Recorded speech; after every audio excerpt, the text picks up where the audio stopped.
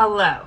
Welcome to another Roswell Sunday afternoon book reading. Woo! I don't know why I'm doing jazz hands. Why am I doing jazz hands? I don't know. I'm crazy about Roswell books, I guess.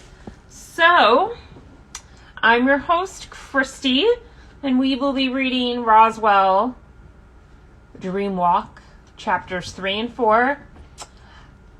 I will be joined by Alison, so I'm going to read chapter 3, and she is going to read chapter 4.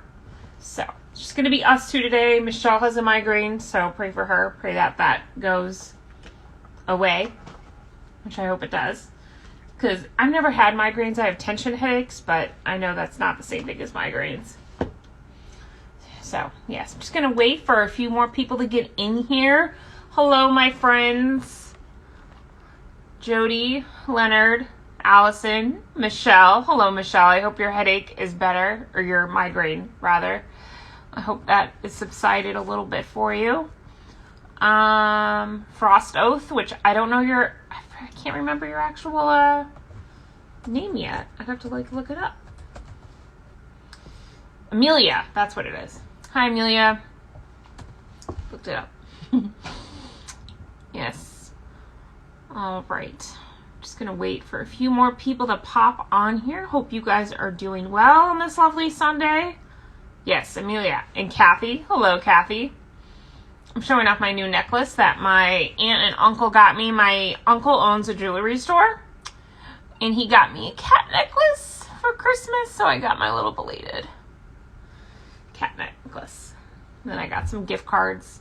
$20 from my mom, because apparently she doesn't know how to give me gift cards anymore. She just gives me actual cash in the mail, which is fine.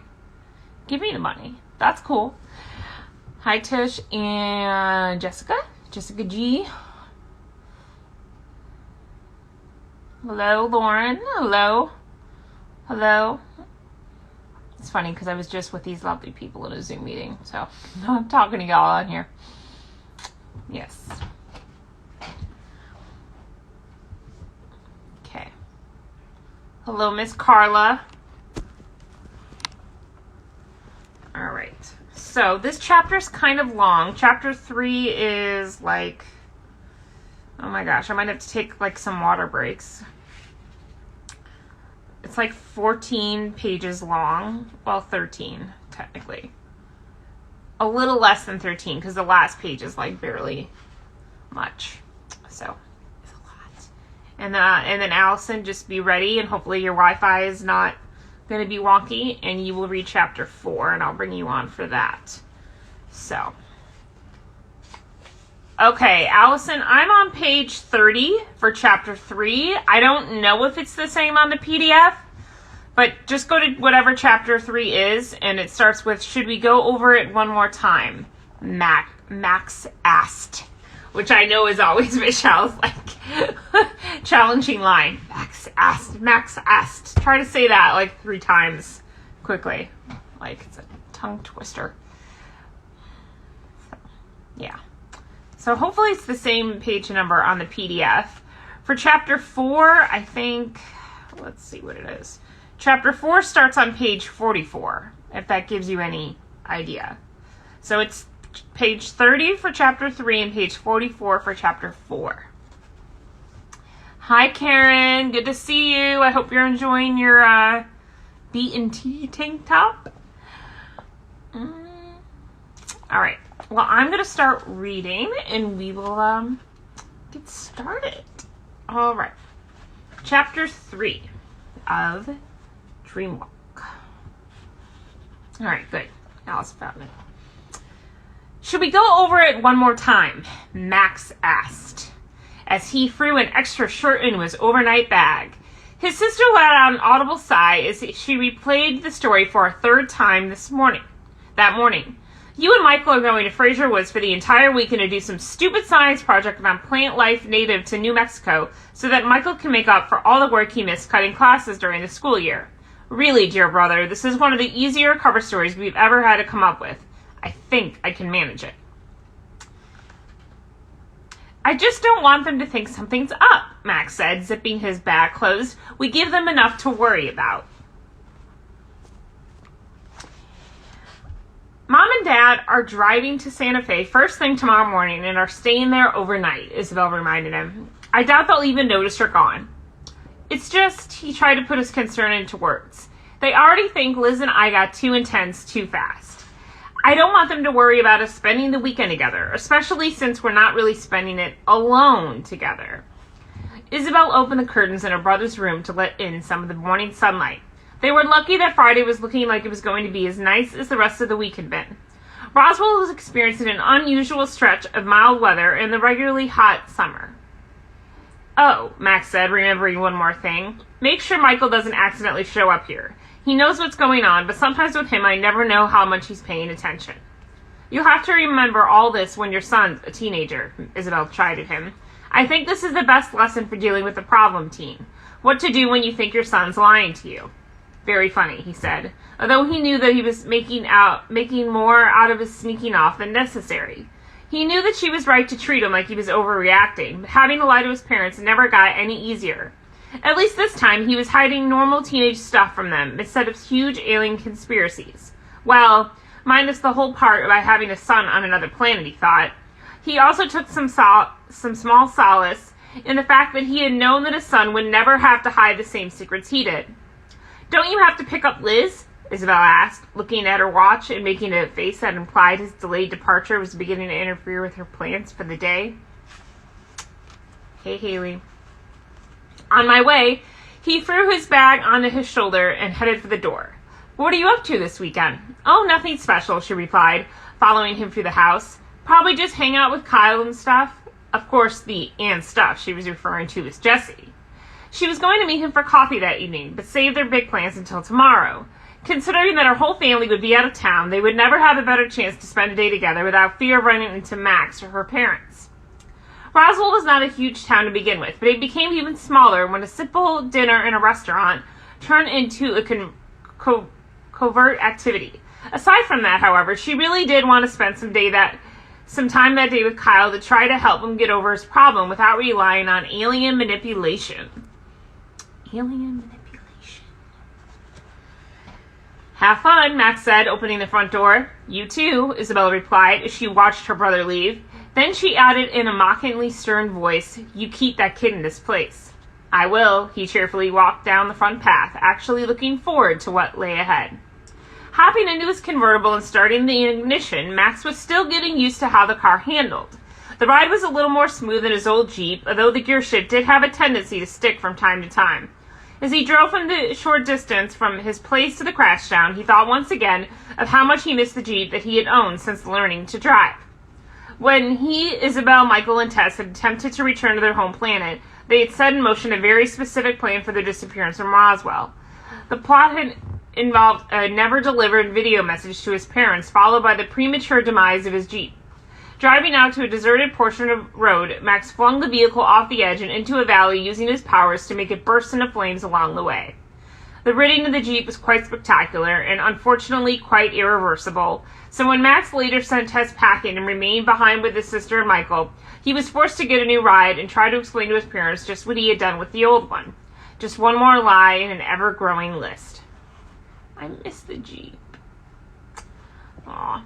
Pulling up in the alley behind the crashed-out cafe, Max was happy to find Liz waiting outside with her bag. Maria was also with her, obviously on break since she was dressed in her work uniform. Initially, he had been planning to go the gentlemanly route and actually park his car and go inside to get Liz. However, that would have called for him to walk through the restaurant and possibly run into her father. Although Mr. Parker knew that Max was taking her to Artesia, Liz's dad also thought that it was just a drop-off and return trip. It was much easier for Max to ignore the fact that he was staying the weekend if he didn't actually have to lie to Mr. Parker's face. Have I ever mentioned how much I love a man in a convertible? Maria cooed as she slid her hand along the now-parked car. I thought you loved a man on a motorcycle, Liz replied, referring indirectly to Michael. Yes. Rest in peace, Bob. Not at the moment, she answered in a huff. Still hoping to avoid getting involved in Michael and Maria's business, Max hopped out of the car to help Liz with her bag, giving her a quick peck on the cheek. My parents wanted you to come in so they could thank you for taking me to Artesia, Liz said, smiling warmly. Max dropped the bag into the back seat as a look of horror crossed his face. Really? That's not... I told them we wanted to get on the road as soon as possible so we wouldn't be late, she quickly added, letting him off the hook. Didn't want to have to deal with that crazy traffic between here and Artesia, Marie added sarcastically, since the road they were taking was never that busy, especially late on a Friday morning. Then maybe we should leave before they come out here to thank me? Max suggested, with an eagerness to his tone. Liz moved around the car towards the passenger side. Maria, you've got the number in case anything happens while we're gone? In my purse, she replied, but what could possibly happen in this quiet little town? A flood of possibilities came to all three of their minds, but no one dared comment for risk of jinxing themselves. You two kids have fun, Maria quickly added, and don't worry about us back here in Roswell. We'll be fine. Tell Michael I said goodbye, Max said, starting the car, and remind him not to stop at my house. Yeah, she replied. Bye, Liz said as they drove off. Maria watched them pull out into the street before heading back to work. Making their way through Roswell, Max followed the familiar route to 285 South. The radio played softly, competing with the wind whipping past them in the convertible. The ride would take about an hour, but it would give them a chance to be alone at what seemed like the first time in a while. So who exactly are we watching this weekend? Max asked as they pulled in onto the highway. You never really explain who this kid is and how you know him. My friend Jason, Liz explained, while putting on some sunscreen for the ride in the topless car. He's about 12 now. Our moms were best friends in high school and got married around the same time. It was one of those things where I called his parents Aunt Jackie and Uncle Rob. Yeah, I have a set of those, Max commented. Jason was born when I was 5, Liz continued as they headed down the highway. Since we were both only children, we kind of fell into a big sister, little brother thing. Why is this the first time I've heard of him? Max asked. We've been out of touch for over a year now, she explained, rubbing the lotion onto her arms. His parents got divorced when he was 6, and his dad wound up moving to New York to take a job. About a year later, Aunt Jackie met a man from Artesia named George Lyles. Uncle George? Max anticipated where this was going. Well, no, she corrected him. I never got to know him since he lived down in Artesia. I mean, our families did spend some time together. I was even flower girl at their wedding. But I never really felt close enough to call him uncle. I usually call him Mr. Lyles. So after the wedding, Aunt Jackie and Jason moved to Artesia? Max asked. A little over 4 years ago, she motioned to offer him the suntan lotion, but he shook his head to decline. We would drive down here, or they would come up to Roswell about once a month. Then the trip started getting less frequent. Mr. Lyles rarely joined us since his ranch kept him so busy. Ranch? Max asked, while pulling aside to let a tailgater pass as the guy was intent on going 30 miles over the speed limit. They raise sheep, Liz continued. Cute, huh? They only have a few. Mr. Lyles inherited the ranch from his parents. He's actually some kind of important businessman who telecommutes and flies to Dallas once a month. His parents died long ago and he moved onto the property and kept the sheep, which means there probably will be a ranch hand or two around this weekend. But they probably won't come near the house. That's probably twice in one sentence. Good to know, he said, making a mental note to stay away from wherever the sheep were kept, so no one found out he had stayed the weekend. Eventually, the trip stopped entirely, Liz said, but Jason and I kept in touch with letters, phone calls, and eventually emails. Then over a year ago, he stopped writing it all. I would send him little updates of what was going on in my life, glossing over any otherworldly happenings, of course, but he never responded. I guess you were surprised when your parents asked you to take care of him for the weekend. Well, Mom and Aunt Jackie kept in touch, Liz said. But yeah, it was a little out of the blue. Mom kind of implied that Jason's been having some... Well, she wouldn't exactly say trouble, but something's going on. I guess Aunt Jackie thought he might like to see a friend. Max felt another pang of guilt about tagging along on the weekend sojourn. Are you sure I won't be getting in the way? I can just drop you off, turn around, and go home like your parents already think I'm doing. You're not getting out of this so easily, Liz said, smiling at his reluctance. You wanted to know what it was like taking care of a child. Well, here you have a child for the weekend. I'm sure nothing's seriously wrong with Jason. Besides, he's going to love meeting you. If you say so, Max said, although he was beginning to have a sense of foreboding about the upcoming weekend. The pair drove along, enjoying the beautiful weather and shifting their conversation to the subject of absolutely nothing important for a while. Max couldn't help but enjoy spending time with Liz when there was no alien threat or their occasionally overbearing parents for the foreseeable future. He actually laughed out loud several times, which he knew he had not done for a long, long time, as they talked about their plans for senior year of high school and regular teenage stuff. But before too long, their ride was coming near the end as they passed a sign welcoming them to Artesia. The Lilas's ranch is on the other side of town, Liz explained, as they drove past a huge oil refinery and into the city proper. Just keep driving along this road and we'll come to a turnoff. Gotcha, he replied. I forgot what a nice town this is, Liz said, admiring the view. Have you ever been here before? Just driving through, Max replied, never stopped. The town is named after the artesian wells that were discovered in 1903, she explained. The town thrives on its cattle and sheep ranches and its alfalfa, cotton, chili, and pecan farming. What? Did you memorize a tour guide? Max smiled at her wealth of information. Can you quote me facts on population and climate? Population is around 12,000 residents, Liz answered. The climate is dry with around 12 inches of rain annually. Taking his eyes off the road for a second, Max looked at his girlfriend, both frightened and impressed by her geek-like knowledge of the town. When Jason moved here, I helped him pull together all this information so we wouldn't be so afraid to leave Roswell for some unknown place, she explained. He insisted that I keep a copy of it too, so I would always remember where he lives. I found it this morning when I was going through some stuff. And here I was thinking that you were showing off just how smart you are, Max said, giving her a pat on the leg. I was, Liz giggled. There was one other interesting piece of information.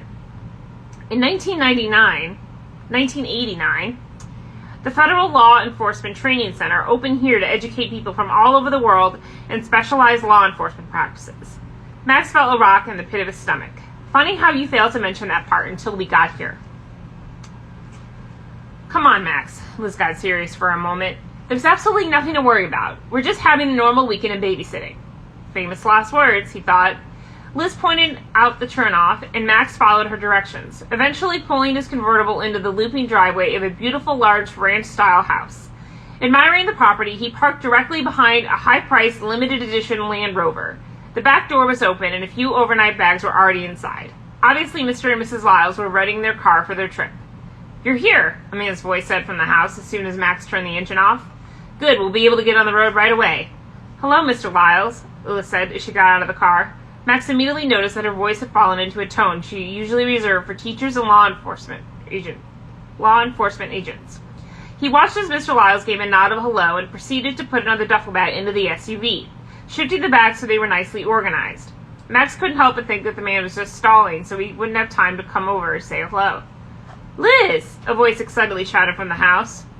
Max turned to see a woman about her own mother's age come running out of the house and embrace Liz in the type of hug usually reserved for close family members. Aunt Jackie! Liz's voice immediately returned to the warm tone that Max knew and loved. It's so good to see you. And who is this fine young man? She asked, as they broke their embrace.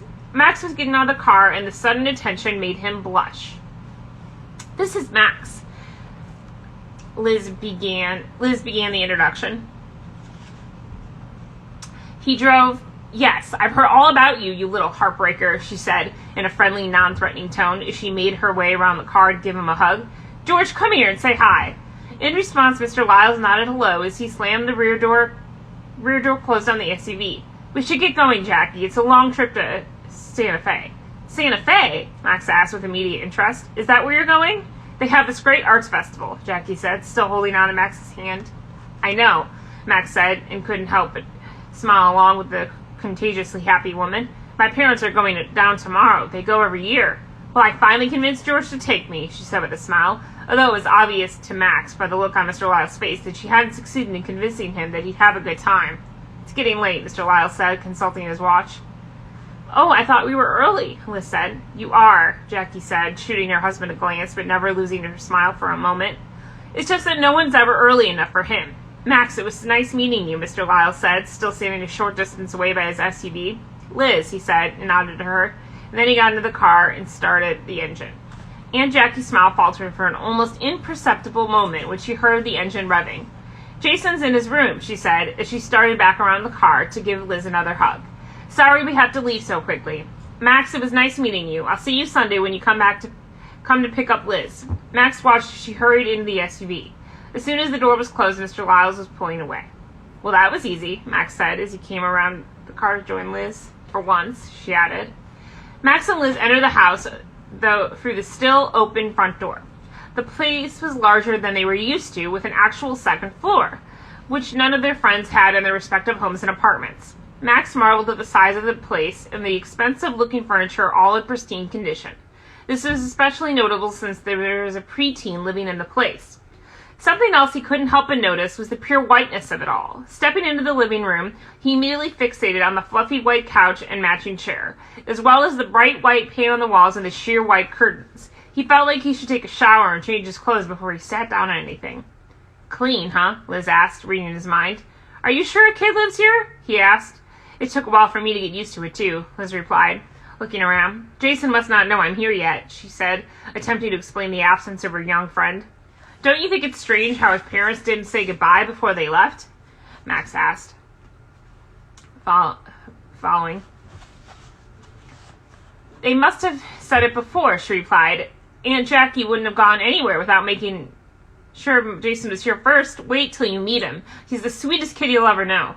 She started up the stairs to where she remembered his room to be. "I'll be right back." While Liz was upstairs getting her friend, Max continued his tour of the first floor. From the living room, he peered into an office. It wasn't as bright white as the room he had come from, but was pristine nonetheless. He assumed this was where Mr. Lyles did his telecommuting. Continuing the tour, he walked through the dining room and into the kitchen, finding each room to be even cleaner than the last. The chrome accents in the kitchen actually glistened because they were so sparkling clean. The stovetop looked as if it had never been used before, and so did the microwave, which he confirmed by opening the door and looking inside. Dinner was still hours away, and he was already worried about spilling food. His self-guided tour eventually led him back to the living room, where he realized that it was taking Liz an awfully long time to return with Jason. Assuming they were just catching up, he gave them a few more minutes before finally deciding to see what was going on. Making his way up the stairs, he followed the voice of his girlfriend and found her pleading with a closed door. "Come on, Jason," Liz said to the door. "Let me in." Silence. "Problem?" Max asked as he joined her. "Jason won't open the door." She looked at Max, who took his own turn knocking on the door without a response. Again, Max had that same sense of foreboding he'd had earlier. "Jason," he said, "this is Liz's friend Max. Is anything wrong?" Silence. This is not going to be a fun weekend, Max thought with a sigh. That's the end of chapter 3. I made it. Hello, Emily, and let's see, Lauren came in here and Haley, so hello. I'm going to get, I think, Alison in here a second.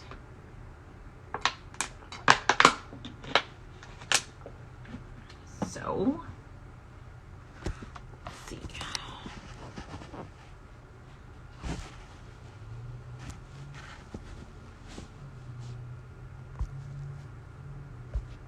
Uh-oh.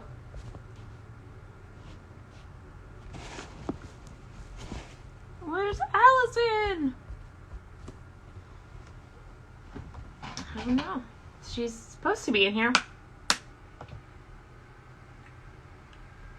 Message her and see. I hope you guys are enjoying the book.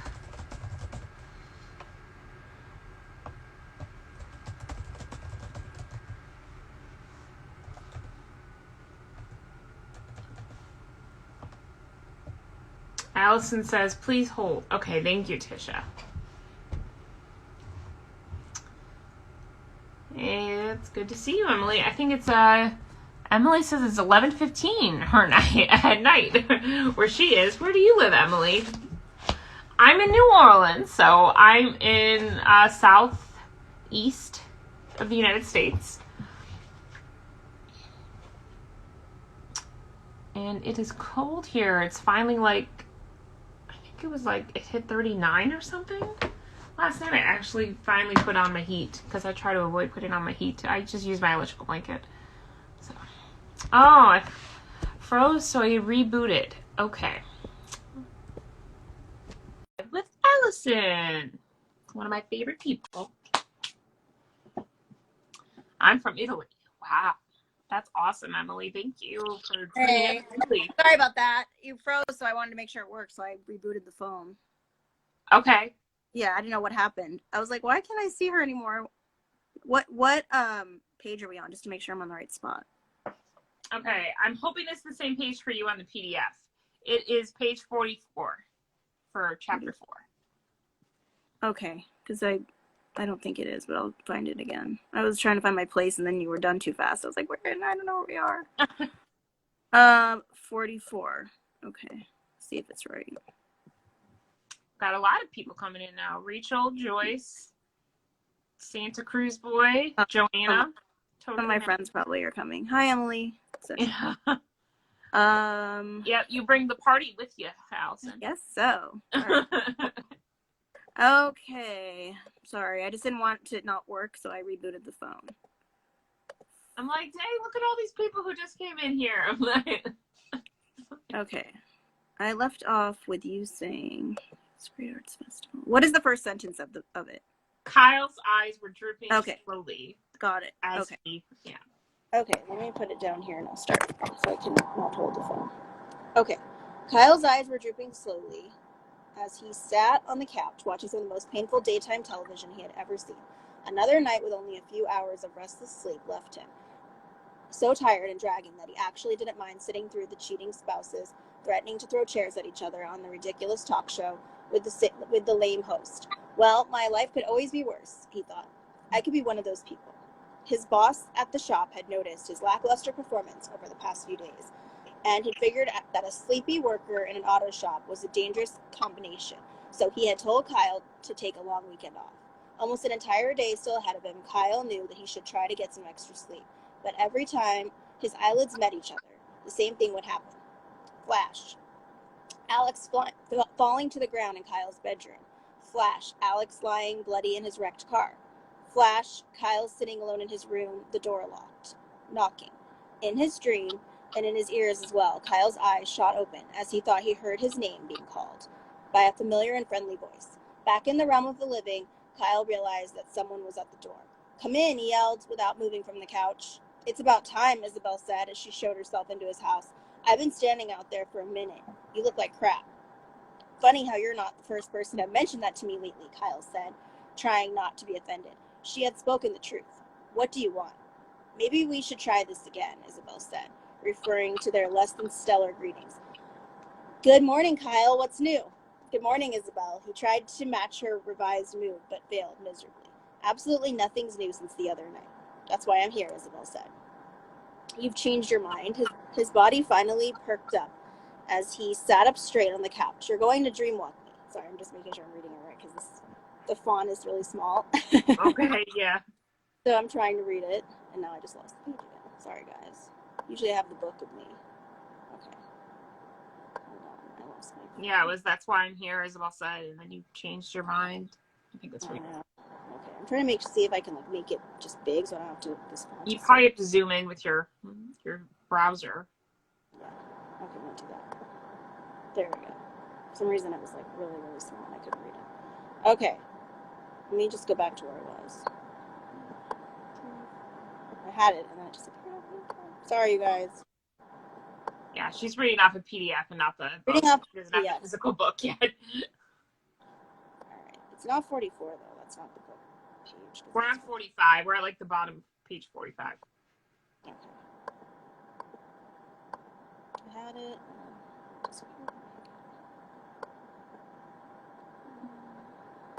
Tell me what it started with again, the words. I think you had just read, that's why I'm here, Isabel said. You changed your mind. His body finally perked up as he sat straight on the couch. Sat up straight on the couch. Okay, I think you were right in there. I'm going to lose it. My computer's making me crazy. Okay. I had it, and then the computer just, closed it. It's I finally had the page. Okay.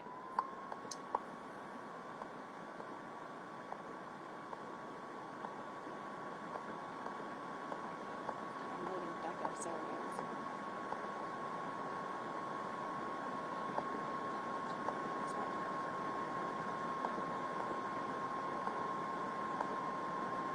Find it? Yeah, I'm looking for it. I had it, and then it disappeared. If you want to start, I can go. Okay. I'm gonna keep going, and then just tell me when you found it. On the page. Okay, that's why I'm here, Isabel said. You changed your mind. His body finally perked up as he sat up straight on the couch. You're going to dreamwalk me and the nightmares? No, Kyle, she said, gently sitting beside him, but I thought we could spend the day together. Maybe take your mind off your troubles, as they say. He tried not to look too disappointed. After all, she did care about him and was only doing what she thought best. But once again, he failed miserably as his body slumped back into the couch. Now we're on page 46. Isabel, it's been about 2 months since I remembered Alex's death, he reminded her. We've been through the trauma of Max's trial and your canceled departure, to say nothing of final exams. Somehow, I don't think one afternoon is going to do it. That's because you don't know what I have in store for you. She stood with a gleam in her eye. Come on, what have you got to lose? Since Kyle couldn't argue with that logic, he finally got up off the couch. Grabbing the remote, he put an end to the torturous screams of the woman dressed entirely like Gra on the television. Now I'll never know if she forgives her two-timing husband. He smirked. Darn. I walked over here, Isabel explained as they left the house, so we're going to need to take your car. Kyle reached into his pocket and pulled out the keys, handing them to Isabel. You better drive. My reflex time is a little slow this morning. Mind if I put the top down? She asked as they got into the red convertible. Why not? He went along. Isabel started the engine, and Kyle indicated the button that she would need to push. His convertible was one of the best parts of living in Roswell. Being in a desert meant that he rarely needed to drive around with the top up to protect him from rain, which he figured probably also explained why Max kept getting vehicles without roofs as well. Uh-oh, you're phrasing on me too now. You've got like a circle. Allie, just let me know when you're back. I'm going to keep reading, I guess. She left. Okay. We'll keep reading. We're going to keep going through the book. And hopefully Alison will come back in here at some point. Okay, there she is. We will keep trying. We're at the bottom of page 46 for those of you who may be reading the actual copy with us. Okay, there you go. Sorry about that. My phone just like crashed on me. So I turned it off again to make sure it didn't screw up again. Can you hear me? Yeah, we're at the bottom of page 46. Did you find it yet? I'm at where I walked over here, Isabel explained. Is that close? Yes. It's like keep going below that. Okay. It's where Isabel, did you last? I think I just read the Isabel started the engine. Okay. So if you want to pick up from the last paragraph on that page with Kyle continued to fight against sleep. Okay. Can you hear me okay? Is the sound okay before I start? Yes. Okay. I can hear you. Sure. Okay. Kyle continued to fight against sleep as Isabel drove his car through the streets of Roswell. Now you can or you can't? I can hear you. You guys hear okay? Yeah. I was hearing you just fine.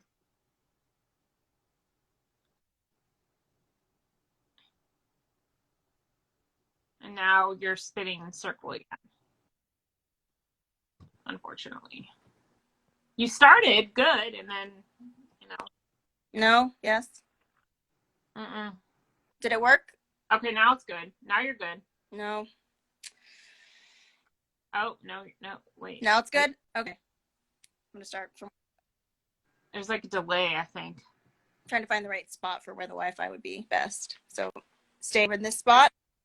Yeah, you were fine there. What about when now? you started reading, you were fine.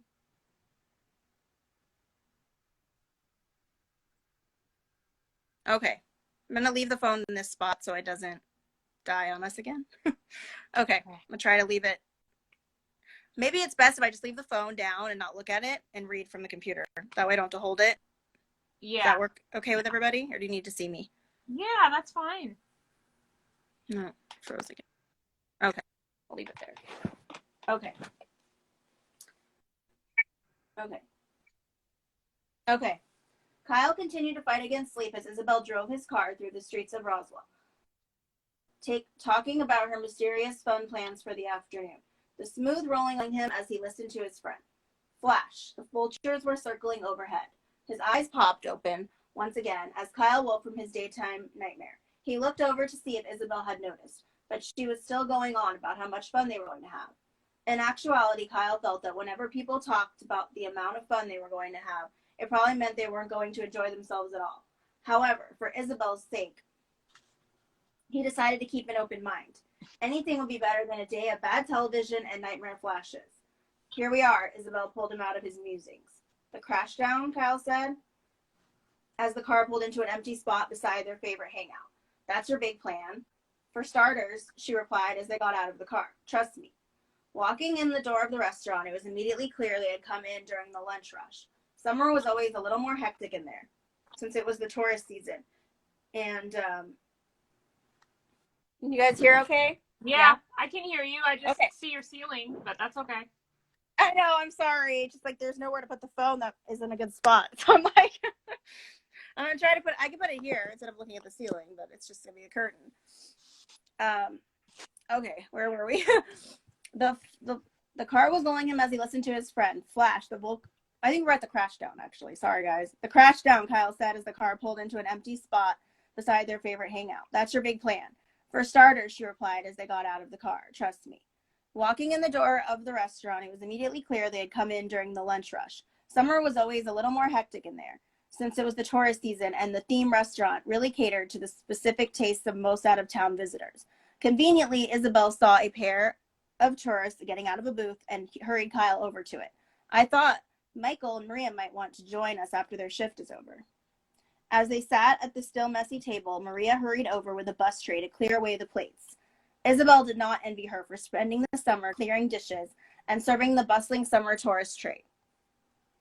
Then again, Isabel remembered that she needed to start thinking about possibly getting her own job soon. After graduating early from high school, she had spent some time helping out in her dad's law office, but that had gotten complicated when she started seeing Jesse. Since Isabel wasn't really interested in law, she recently thanked her dad for the opportunity, but told him that she was going to pursue other employment. Unfortunately, she hadn't had the time to do any serious job searching, and it looked like she was going to have to put it off a little while longer. There was cheering up to be done. Hey, Maria, what are you and Michael up to this afternoon? Isabel innocently asked. Suddenly, the plates that had been gently placed in the tray were now being slammed together. I don't know what he's planning to do, but I'm thinking of coloring my hair. How do you think I'd look if I dyed it black? Awful, Kyle said, abruptly and honestly.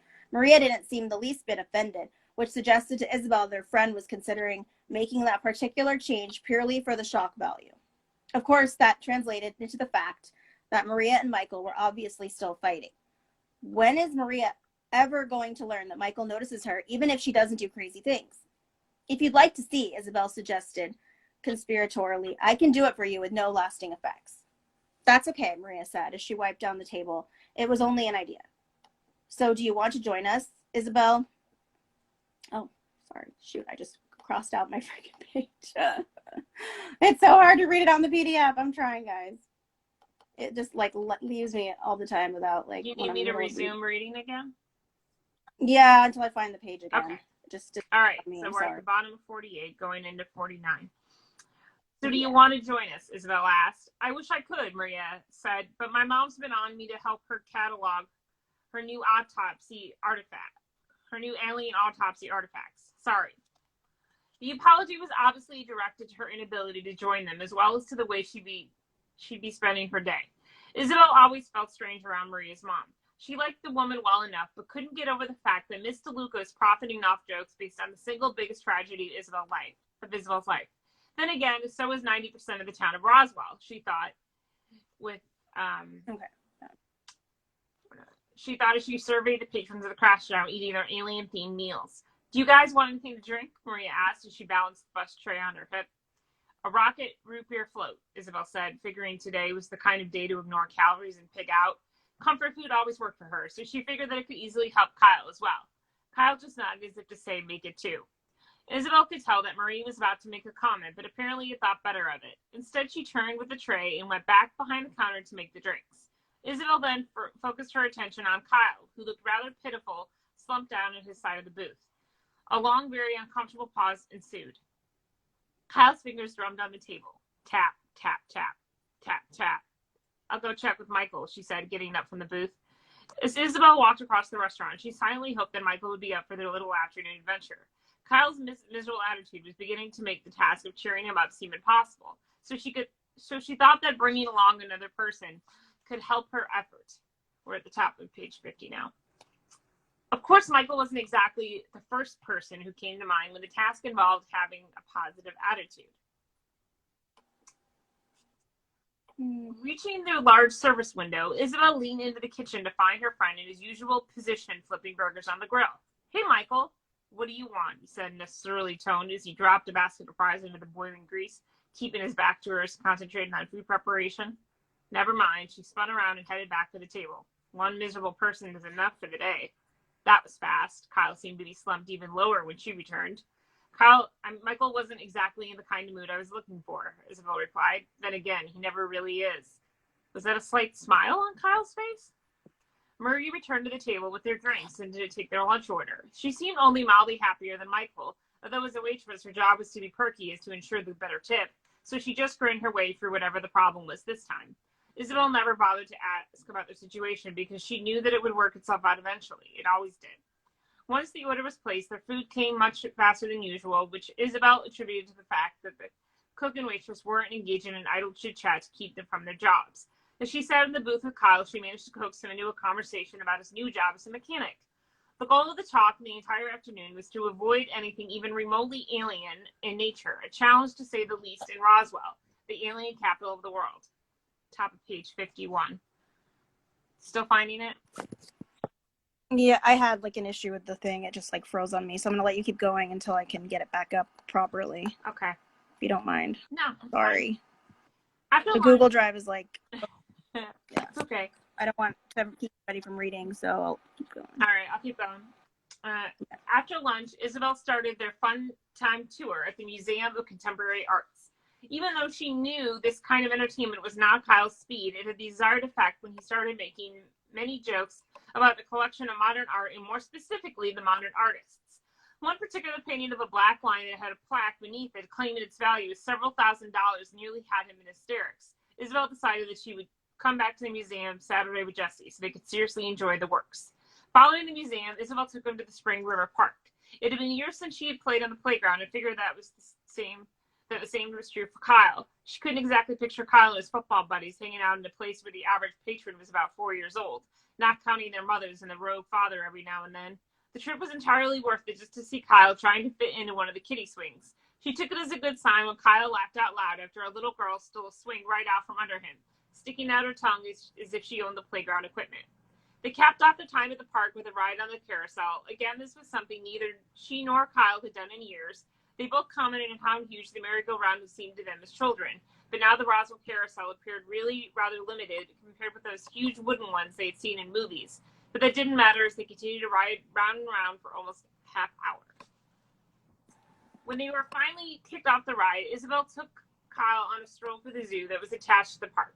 The last time either of them had been there was during a 7th grade field trip, but the place hadn't changed all that much since then. In fact, they even remembered some of the animals from the field trip. All in all, they were having a good day. Leaving the park, they walked back into town to retrieve Kyle's car, which they had left at the crash town because the weather was nice enough for them to get everywhere on foot without suffering from heat exhaustion typical to most Roswell summers. Most of their stroll was spent in animated conversation as they went all over the fun details of their day. "Thanks, Isabel," Kyle openly beamed like a man without a care in the world. "I'm having a great time." Isabel silently patted herself on the back. She tried to discreetly look at her watch. "I knew you would." "So what's next?" he innocently asked as they walked down the streets of Roswell. The unspoken response was coffee with Jesse, but Isabel couldn't say that because of her decision to keep the relationship on the slide. Even though she had been enjoying the conversation, she had also spent the past 15 minutes trying to figure out a way to extricate herself from their activities for her secret rendezvous without spoiling Kyle's mood. For a secret rendezvous, I think it's supposed to be. Her secret rendezvous without spoiling Kyle's mood. The day's activities were supposed to have taken Kyle's mind off his problems and make him tired enough for a full night of sleep, but he seemed more awake than when she had picked him up earlier and was ready to stay out and have fun, and she was already 5 minutes late. "I promised to have dinner with my parents," she lied, since they're going to Santa Fe tomorrow. Okay. "Oh, the look of disappointment on Kyle's face nearly made her cancel her plans on the spot. She noticed that he had absentmindedly started drumming the fingers of his right hand against his leg. He hadn't done that since the museum.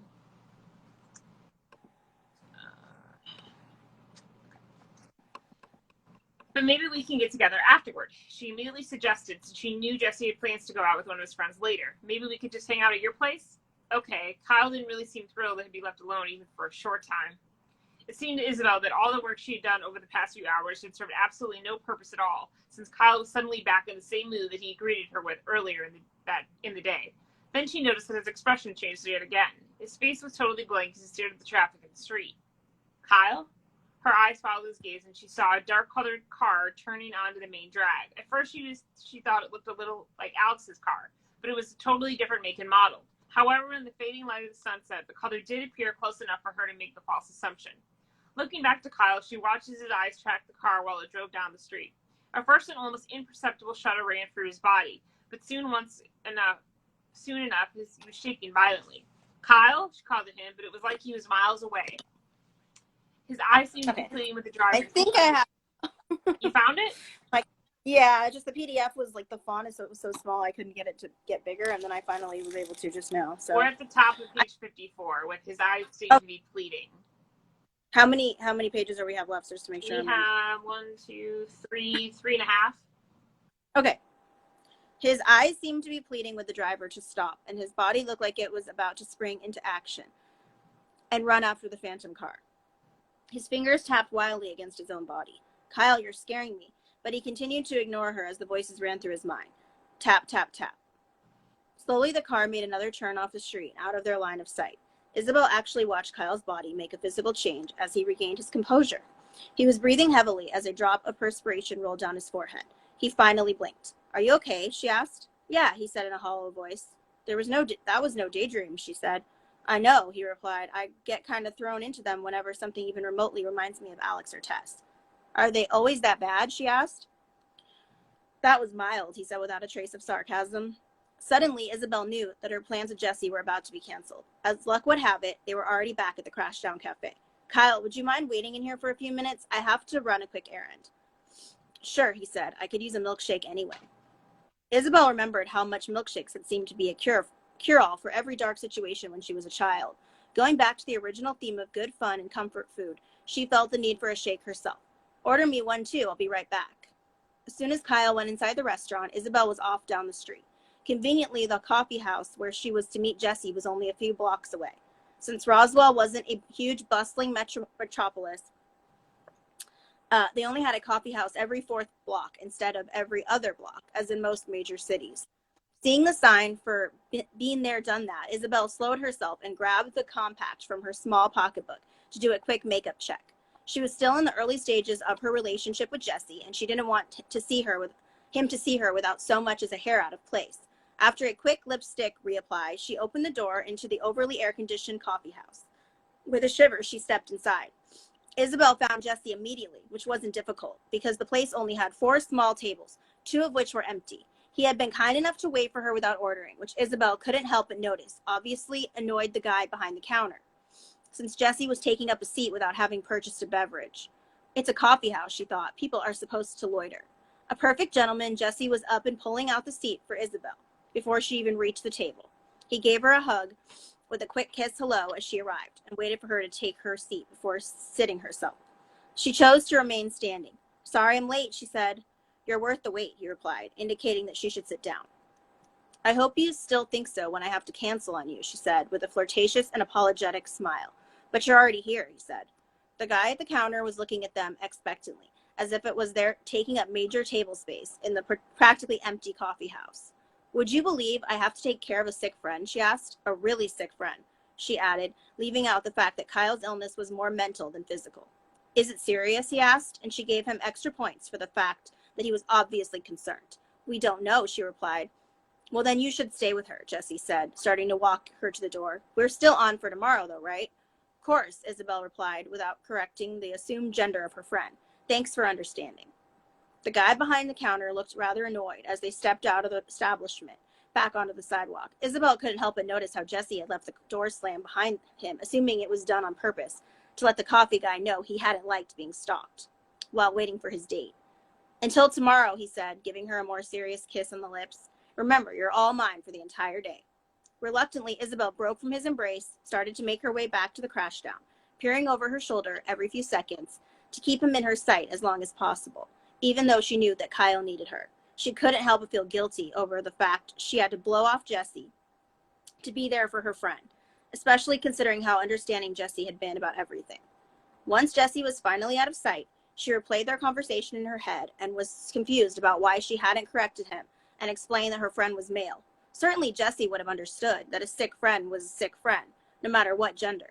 She just chalked it up to the growing ease at which she had taken to lying about things after having had so much practice. It was not necessarily one of her better personality traits. One day she promised herself, "I'm going to tell Jesse everything." That's it. All right, I'm sorry, guys. So, I know, it's a little rough. Sorry about the issues, guys. The phone kind of froze on me, and I was too afraid to have it jammed, so I kept rebooting.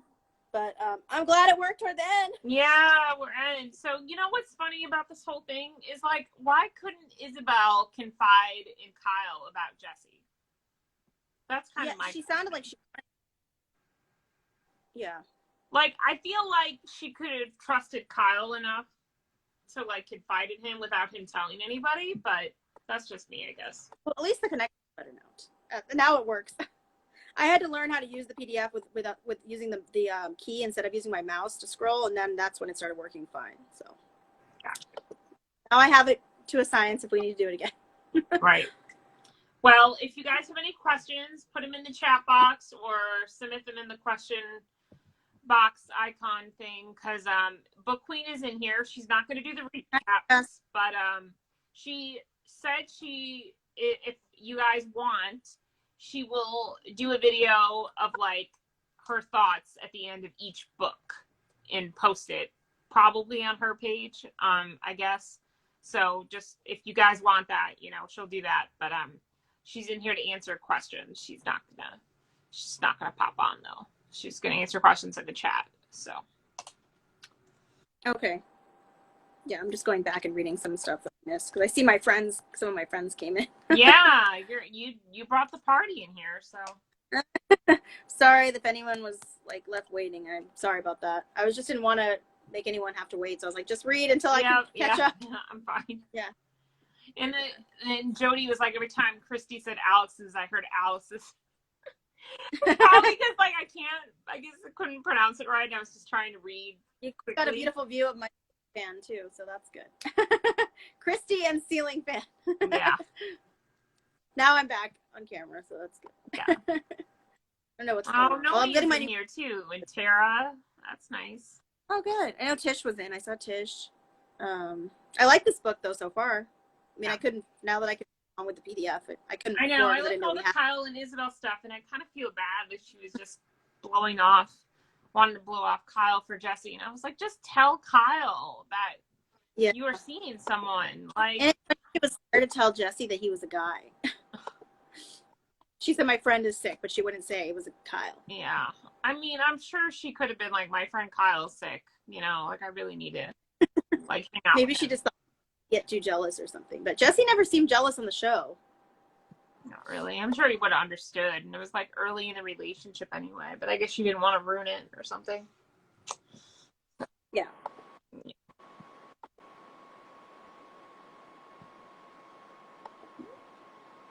Yeah.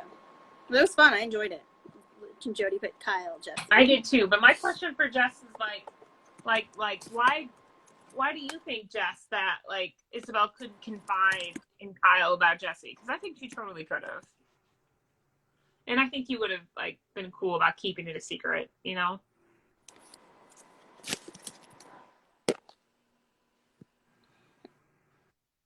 Here, I was working before. You must be moving because the white spinning circle's happening again. Oh, and now I see your ceiling. Yeah. Now I see. She put Kyle, Jesse, Jody. Yeah, she did. I think we like Kyle over Jesse, most of us anyway. Mm-hmm. Yeah. Book Queen, are you in? I better here? get off before it starts freezing up again. But thanks for having me. Okay. If Jess is in there, maybe she can come in and. Maybe. I don't know if she's gonna pop on, but she'll. Thanks, Kristen. Okay. Bye. Everything always goes back to Max, so I think she didn't trust anyone. Says that's what Book Queen Jess says. Yes. Okay. I always just wondered that. All right. So we have about like 5 minutes before the live is probably going to end. It's going to give me the countdown and probably like 3 minutes because I started like a minute late.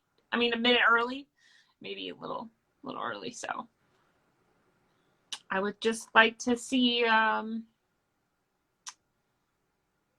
maybe any other questions or thoughts that you guys have on the book. But I like it. And I also found it interesting when Max and Liz went to Jason's house or whatever. Like, and I love that his name's Jason because, you know, Max is played by Jason Bear. But they like apparently didn't tell Jason's parents that it was going to be Liz and Max staying there for the weekend. And they're under the impression that Max is just dropping her off too. And I thought that, okay, so it's a secret. It's a big secret.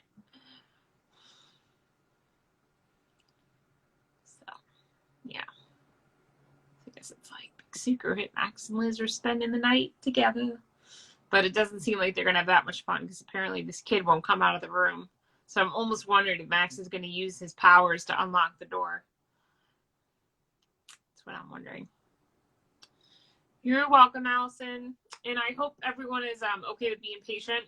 When I do upload this on Roswell Book Party YouTube channel, I'm going to put the timestamps of when we started reading the chapters. I might just end up downloading this one and like editing it so people don't have to like keep skipping through the video to see when we resume reading because we had some issues. So I might have to do that. I might just edit it a little bit before I uploaded it.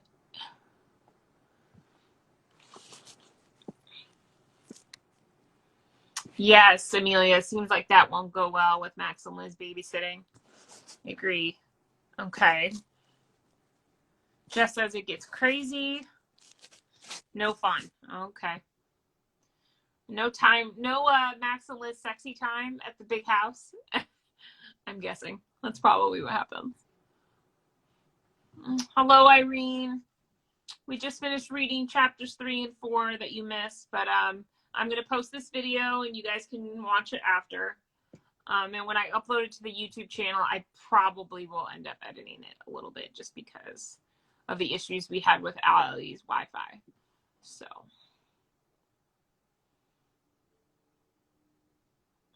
Yeah. Okay. Well, probably going to get the countdown any second now. So, any more questions? Comments? Yep, there's the countdown. Questions? Comments? Anything?